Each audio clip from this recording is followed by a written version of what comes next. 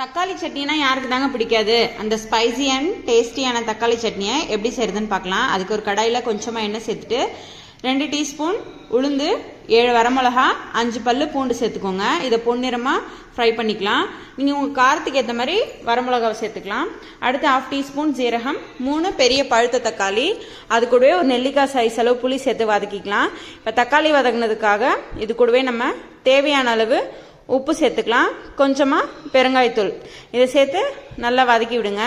தக்காளி இந்த பதம் வதங்கினா போதும். இப்போ இது நம்ம ஆற வச்சு ஒரு மிக்சர் ஜாருக்கு மாற்றிட்டு நீங்கள் நல்லா ஃபைனாக அரைச்சி எடுத்துக்கோங்க.